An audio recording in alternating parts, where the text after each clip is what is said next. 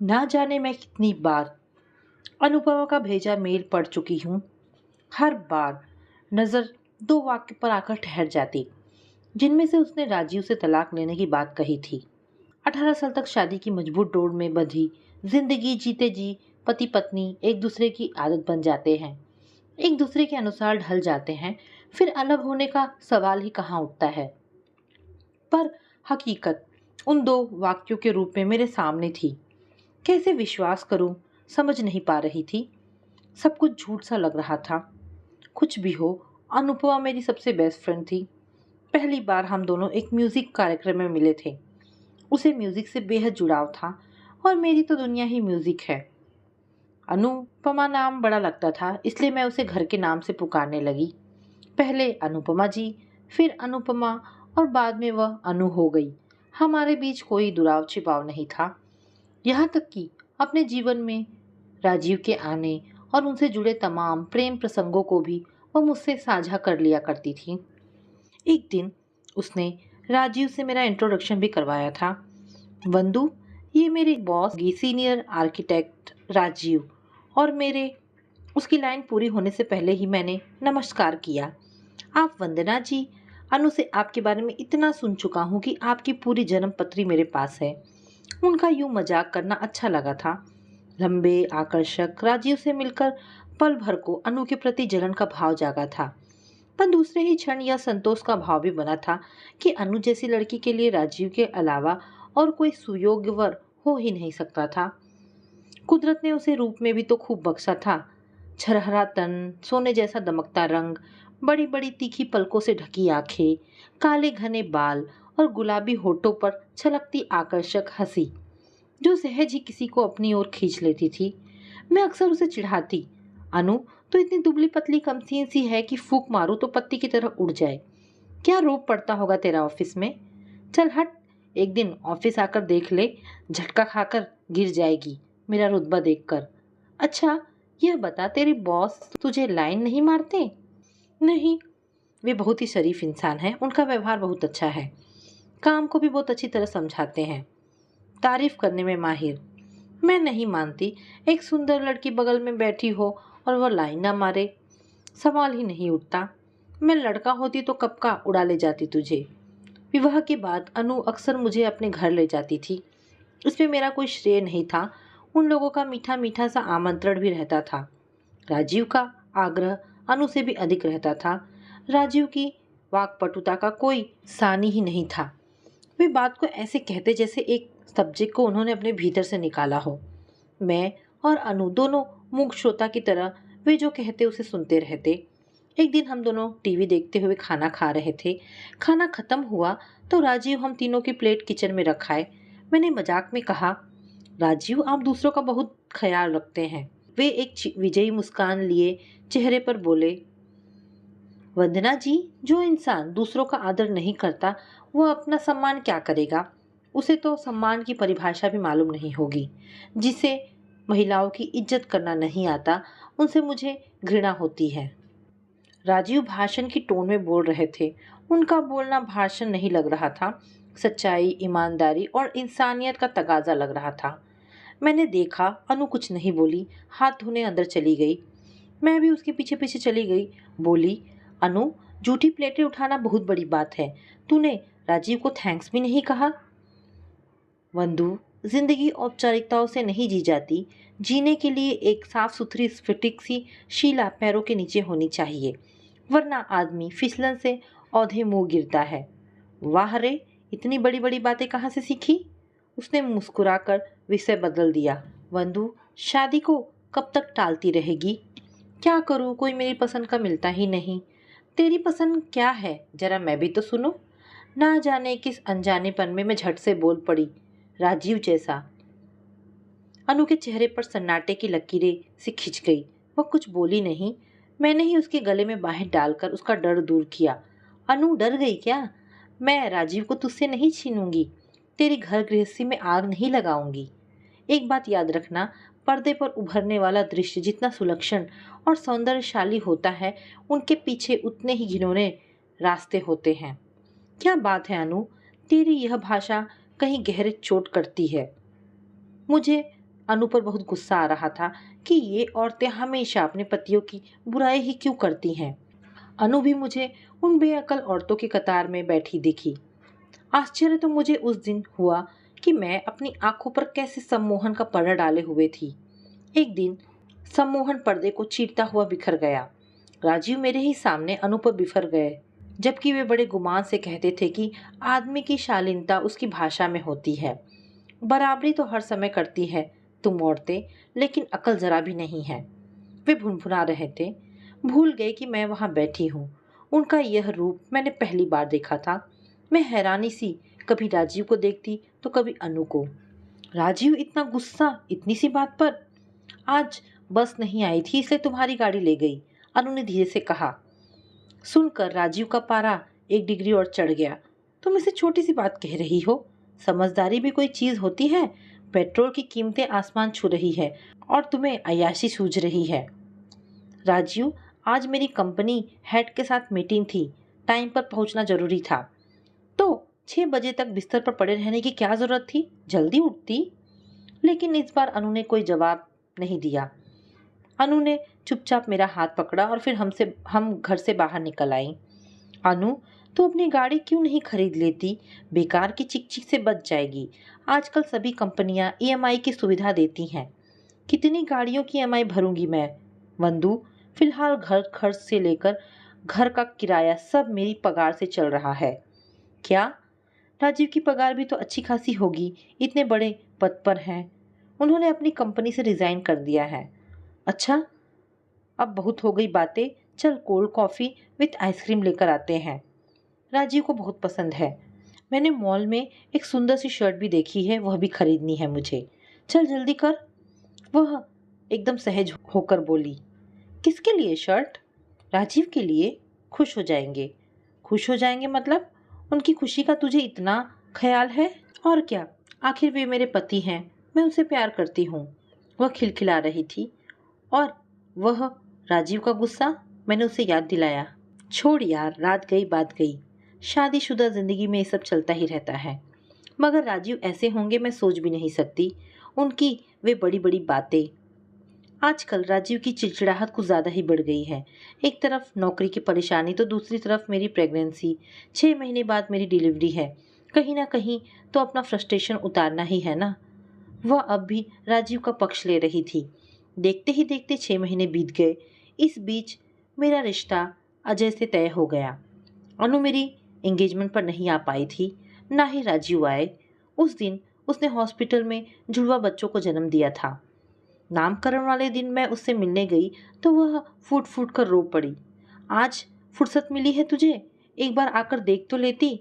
तेरी अनु अस्पताल में अकेली किस तरह प्रसव पीड़ा से छटपटा रही थी। और कुछ नहीं तो कम से कम मोरल सपोर्ट तो दे ही सकती थी। मैं उसके आंसू पोंछती रही, दिलासा देती रही। थोड़ी शांत हुई तो मैंने पूछा, राजीव कहाँ थे उस दिन? पति की बात चलते ही उसके चेहरे से भावुकता के भाव एकदम लुप्त हो गए। पहले से धीमी आवाज को और दबाकर तटस्थ भाव से बोली, एक इंटरव्यू के लिए साइन गए थे। वंदु, आजकल मार्केट का बहुत बुरा हाल है। प्रार्थना कर कि उन्हें जॉब मिल जाए। अभी तक हम 2 थे, अब अदिति और ईशान भी आ गए हैं। दिन ब दिन खर्चे बढ़ेंगे। पहले स्कूल, फिर कॉलेज, फिर शादी। अरे इतनी दूर तू कहाँ पहुँच गई? अनु, राजीव हाई एजुकेटेड है और एक्सपीरियंस भी है उन्हें। जॉब मिल जाएगी। हम बातें ही कर रहे थे कि राजीव हाथ में गर्मा गर्म समोसे की प्लेटें और बर्फी का डब्बा हाथ में लेकर हाजिर हुए। उन्होंने फरमाइश की, वंदना जी, आपको दूरदर्शन और आकाशवाणी पर बहुत सुना है, आप यहाँ भी कुछ सुनाइए, खुशी का मौका है। अभी यहाँ न हारमोनियम न तानापुरा। मैंने कहा, तो क्या हुआ? तभी तो तुम्हारी आवाज़ अपने असली रूप में आएगी। असली शब्द मेरे मन मस्तिष्क में लगातार वर्षा की बूंदों की तरह टप टप कर उठा था। अनु ने एक बार कहा था कि असलियत क्या है वंदु, तुझे इसका एहसास भी नहीं हो सकता। अनु ने भी आग्रह किया तो मैं मना नहीं कर सकी। आंखें बंद करके एक गाना शुरू कर दिया। कमरे में सिर्फ मेरी आवाज़ थी। उन दोनों की सांसों की भी कोई आवाज़ कमरे में नहीं थी। गाना खत्म होने पर राजीव वाह वाह कर उठे थे। अचानक उठकर उन्होंने मुझे बाहों में ले लिया और गालों पर हल्का सा एक चुंबन भी अंकित कर दिया। मैं हैरान रह गई। उसी समय अनु ने भी राजीव की नकल कर दी। उनकी दृष्टि में बात सामान्य हो गई, पर उसी समय मेरे अंतस में एक फांस सी चुभी गई। राजीव के प्रति, उनके व्यवहार के प्रति, चरित्र के प्रति। कुछ दिनों से मैं महसूस कर रही थी कि अनु जरूरत की चीजें खरीदने के लिए भी अपने हाथ रोक लेती, यहाँ तक कि बच्चों के खिलौने और कपड़ों की शॉपिंग तक भी टाल जाती। उन दिनों मॉल में सेल लगी थी। मैंने उसे अपने साथ चलने के लिए कहा। सोचा इसी बहाने से अदिति और ईशान के लिए कुछ खरीद लूंगी, अनु भी शॉपिंग कर लेगी। बच्चों को मैंने कुछ भी नहीं दिया था। राजीव नहीं मानेंगे, वो साफ टाल गई। पर तू खुद भी तो कमाती है अनु, एटीएम से पैसे निकाल और अपनी मर्जी का कुछ भी खरीद ले। मेरे सारे कार्ड्स उनके पास हैं, उनसे पूछे बिना मैं एक रुमाल तक नहीं खरीदती। क्यों, मना करते हैं क्या? नहीं, मुझे लगता है इससे उनके अहम को संतुष्टि मिलती है। जैसे जैसे शादी की तारीख निकट आती जा रही थी, मेरी मसरूफियत भी बढ़ती जा रही थी। शादी के बाद मैं अजय के साथ लंदन शिफ्ट होने वाली थी। माँ और भाभी मेहमानों की आवभगत की तैयारी में जुटी थी। कार्डों को छपवाने और बंटवाने का जिम्मा मुझ पर और भाई पर था। समय कम था, इसलिए अपने करीबी दोस्तों और रिश्तेदारों को छोड़कर औरों को ऑनलाइन कार्ड भेज दिए गए। अनु से मिले हुए काफ़ी दिन हो गए थे। प्रोजेक्ट के सिलसिले में मुझे 3 दिन के लिए दिल्ली भी जाना था।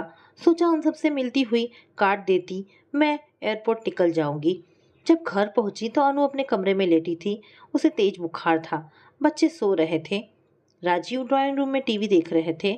मेरा लैपटॉप बैग देखकर बोले, कहाँ जाने की तैयारी है? दिल्ली जाना है, उसके बाद 15 दिन की छुट्टियाँ। मैं अपने ही ख्यालों में खोई हुई थी। मैं कॉफ़ी लाता हूँ, आप बैठिए, मैं बढ़िया कॉफ़ी बनाती हूँ, कहकर मैं रसोई में चली गई। मैं रसोई में जाकर कॉफ़ी घोल रही थी कि तभी राजीव ने पीछे से आकर मुझे अपनी बाहों में घेर लिया। कप और चम्मच हाथ में लिए मेरे दोनों हाथ अपने हाथों में लेकर बोले, ऐसे नहीं, ऐसे घोली जाती है कॉफ़ी। उनके मजाक को पूर्णतः हंसी में उड़ाकर उनकी बाहों के नीचे से मैं बाहर निकल आई। लेकिन यह राजीव का मजाक नहीं था। उनकी आंखों में पहली बार मैंने कुछ देखा था जो एक दोस्त की आंखों में नहीं, एक पुरुष का स्त्री को देखकर उपजता है। Rajiv, behave yourself. मैं उनका बड़प्पन भूल गई। उनके लिए मेरे मन में जो आदर सम्मान की भावना थी वह धुएं की तरह उड़ गई। उसकी जगह नफरत पनप उठी। मैं चीख पड़ी, मैं सब अनु को बताऊंगी। लेकिन राजीव ढीठता से हंस रहे थे। मैं अपने मन की उथल पुथल से पिस रही थी। क्या करूं? अनु को सब बता दूं? सुनकर वह सहन भी कर सकेगी? पता नहीं उसकी प्रतिक्रिया कैसी होगी।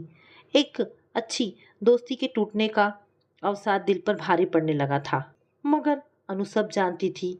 वह यह भी जानती थी कि राजीव सायन में किसी कंसल्टेंट से नहीं, माया नाम की एक औरत से मिलने जाते हैं। मैं उनकी पत्नी हूँ, उनको बाहर और भीतर से जानती हूँ। मैंने तुझसे कहा था ना कि सच्चाई क्या है, तुझे इसका एहसास भी नहीं हो सकता। पर अनु, तू ऐसी दोहरी जिंदगी कैसे जी लेती है, मैं समझ नहीं पा रही हूँ। सब कुछ जानते हुए उस जहर को अपने गले से कैसे उतार रही है। वंदु, ये मेरी मजबूरियाँ। औरत के लिए दो ही रास्ते हैं, या तो चुप रहकर घर की शांति हर कीमत पर खरीदती रहे, या फिर काट ले खुद को इन सब से। पर वह अकेले जी भी कहाँ पाती है। मैं तो नहीं मानती। तू पढ़ी लिखी है, आर्थिक रूप से आत्मनिर्भर भी है। छोड़ दे राजीव को और अपने बच्चों को उसी वंचित बचपन की तृष्णा भुगतने दूं जो मैंने भुगती थी। वंदु, चिड़िया भी अपने बच्चों की देखभाल तब तक करती है जब तक ये उड़ना नहीं सीख जाते। मेरे मम्मी पापा ने तो आज तक मेरी सुध ही नहीं ली। जिस उम्र में लड़कियां गुड्डे गुड्डियों की ब्याह रचाती हैं, मैंने उस उम्र में दर दर की ठोकरें खाई हैं। कई बार मन विचलित हुआ था, यदि मुझे पाल नहीं सकते थे तो जन्म ही क्यों दिया था। नहीं नहीं, मैं राजीव से कभी तलाक नहीं लूंगी। मैंने अपने भाग्य से समझौता कर लिया है। लंदन में बराबर उसके मेल मिलते रहते थे मुझे। कई बार फ़ोन पर भी बात हुई, लेकिन राजीव से तलाक लेने की बात उसने कभी नहीं की। फिर ऐसा क्या घटा जो वज्र जैसी छाती को चीर गया। बच्चों की खातिर कराहते वैवाहिक बंधन का निर्वहन करने का दम भरने वाली अनु स्वयं कैसा कठोर निर्णय ले बैठी। क्या पति पत्नी का जुड़ाव नासुर बनकर ऐसी लहूलुहान पीड़ा दे गया कि अब दूसरा कोई विकल्प ही नहीं रह गया था। अचानक टैक्सी रुकने की आवाज़ ने मुझे ऊहापोह की यात्रा से लौट आने के लिए विवश कर दिया।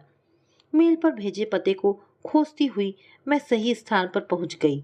बेंगलोर के एक पॉश इलाके में स्थित बहुमंजिला इमारत में उसका सुंदर सा फ्लैट था। घर की सजावट देखकर लगा उसके पास जीविका के सभी साधन हैं, किसी की दया की मोहताज नहीं है वह। टेबल पर लगे फाइलों के ढेर, बार बार बजती फोन की घंटी उसकी मशरूफियत के साफ परिचायक थे। कुछ ही देर में अनु मेरे सामने थी। उसे बाहों में लेकर उसके माथे को चूम लिया मैंने। उसकी आंखों से आंसू बहने लगे। आंसू दाम्पत्य की टूटन और उससे उत्पन्न हताशा के सूचक थे या किसी अपने करीबी से मिलने की खुशी में तन मन भिगो गए थे। नहीं जान पाई थी। 18 साल के इस अंतराल में बहुत कुछ दरक गया था। सब कुछ पूछने ही तो आई थी उसके पास। काफ़ी समय इधर उधर की बातों में ही निकल गया। कभी वह अजय के बारे में पूछती, कभी मेरे बेटे आरव के विषय में। मैं कनखियों से उसके दिव्य रूप को निहार रही थी। वही मृद भाषिता, वही सौम्य व्यवहार, कुछ भी तो नहीं बदला था। उसकी मांग का सिंदूर, कलाइयों में खनकती लाल चूड़ियां और माथे पर लाल बिंदी देखकर मन शंकित हो उठा था। ये निशानियां तो पति के वजूद की सूचक है। फिर मेल। मुझे अपने प्रश्नों के उत्तर तलाशने में ज्यादा इंतजार नहीं करना पड़ा। उसका शांत चेहरा सहसा कठोर हो गया। होठों पर जबरन बनावटी मुस्कान बिखेरती अनु धीमे स्वर में बोली, वंदु, बचपन में एक पोंगा पंडित की कहानी पढ़ी थी जिसने वरदान के महत्व को ना समझकर उसे व्यर्थ ही खो दिया था। कहानी का अंत कुछ इस प्रकार से था कि दान सदा सुपात्र को ही देना चाहिए, वरना देने वाले और पाने वाले दोनों का ही कल्याण नहीं होता। लेकिन यहाँ इस कहानी का क्या मतलब है? राजीव वह पात्र नहीं था जो मेरे प्रेम, समर्पण, त्याग और निष्ठा को समझ पाता। लेकिन तूने तो उसे मन से अपनाया था। लोग तो पत्थर को पूजते हैं, लेकिन मैंने जीते जागते इंसान को पूजा था। समझ में नहीं आता ऐसी क्या कमी रह गई मेरी पूजा में, जो जीता जागता इंसान पत्थर निकला। वह आंखों से शून्य में ताकती रही। जाने दे अनु, जो तेरे योग्य ही नहीं था उसे खोने का दुख क्यों? मैंने उसे सांत्वना देने के लिए कहा, मगर वह अपने में ही खोई बोलती रही। राजीव ने कभी पैसा नहीं कमाया। मैं चुप रही। मेरे शरीर को जागीर समझकर पीड़ा दी। मैं अपने होठ सीले रही। मेरी कमाई को अपनी रखेल पर उड़ाते रहे। मैंने उफ तक नहीं की। लोगों को अगर भनक भी लग गई कि लड़की का पिता बच्चलन है, तो अदिति की शादी में अड़चन पड़ेगी। ईशान और अदिति पिता के संबंध में कई सवाल पूछते, उनके अनर्गल वाक्यों के मर्म को समझने की चेष्टा करते। मैं बड़ी ही सतर्कता से उत्तर देती उनके प्रश्नों के। उनके मन में मैंने पिता का ऐसा रूप साकार किया कि आदरणीय हो उठे थे उनके मन में। शायद कोई भी औरत अपने पति का अनादर अपनी बेटी या बेटा से नहीं करवाना चाहती। कई संभ्रांत परिवारों से मुझे आमंत्रण मिलते। आखिर मेरा भी कोई वजूद है और फिर प्रतिष्ठा, मान, यश, धन सब कुछ तो था मेरे पास, लेकिन जी नहीं करता था कहीं जाने का। लोग पति से संबंधित प्रश्न पूछते तो क्या उत्तर देती उन्हें? मेरा पति मुफ्त की रोटियां तोड़ने वाला एक आलसी पुरुष है या एक शक्की, क्रोधी, चरित्रहीन व्यक्ति के रूप में परिचय देती? एक कुशल योद्धा की तरह मैंने हर कर्तव्य का पालन किया और फिर मैंने तो एक सभ्य, सुसंस्कृत और शिक्षित व्यक्ति से ब्याह किया था और उसने असभ्यता की हर सीमा का उल्लंघन किया। मेरी अनमोल धरोहर, मेरे बच्चों तक को छल से मुझसे दूर कर दिया। राजीव के मन में मेरे लिए घृणा थी, प्यार नहीं। नीचा दिखाने की चाहत थी। एक तरफा संबंध था हमारा। संबंध भी नहीं, समझौता कहो इसे। आजकल राजीव कहाँ है? कुछ दिन पहले तक तो माया के घर पर ही था। बच्चे अमेरिका चले गए तो उसकी रही सही शर्म और मर्यादा भी समाप्त हो गई। माया की मौत के बाद वो आया था मेरे पास। मेरे पैर पकड़कर बोला कि तुम मेरे अंधेरे जीवन की चांदनी हो, एक ऐसी चांदनी जो सिखचों में कैद रही। अब तुम मेरे जीवन को अपनी चांदनी से नहलाकर मेरे अपराध को माफ कर दो। मैं चुप रही तो राजीव ने फिर से हाथ जोड़कर विनती की कि इस बुढ़ापे के प्रभात में तुम्हें छोड़कर मेरा अब कोई सहारा नहीं। आंखों की रोशनी भी कम हो गई है, अंधा हो जाऊंगा। तब मैंने कहा, राजीव, संध्या की धूमिल पहर में कोई सवेरे का वरदान मांगे तो यह उसकी भूल है। तुम्हें बहुत देर से होश आया है। मुझे इन रंगीन और झूठी बातों से बहुत दूर रहना है, समझे? मुझे बहकाना बंद करो, मेरी आंखों की पट्टी खुल चुकी है। अनु की तरह कई ऐसी औरतें हैं जो समय रहते गलत बात का विरोध नहीं कर पाती। पता नहीं क्यों, शायद मन में छिपा डर कोई कदम उठाते समय फैल उनकी शक्ति को कम कर देता है, या फिर संस्कारगत दब्बूपना जागृत होकर उनकी समग्र सोचने समझने की ताकत कम कर देता है। काश अनु ने भी इस सच को समझा होता तो आने वाली कई समस्याओं से छुटकारा पा लेती। अनु के स्वर में छिपी पीड़ा मुझे गहरे तक कचोट गई। तेज डग भरती, मन ही मन कामना करती मैं उठ खड़ी हुई कि सुखद हो इस आत्मविश्वासी नारी की एकाकी यात्रा। तो दोस्तों, ये कहानी यहाँ पर समाप्त होती है। आशा करती हूँ कहानी आपको पसंद आई होगी। अगर कहानी पसंद आई है तो प्लीज़ इसे लाइक एंड शेयर करें। धन्यवाद दोस्तों।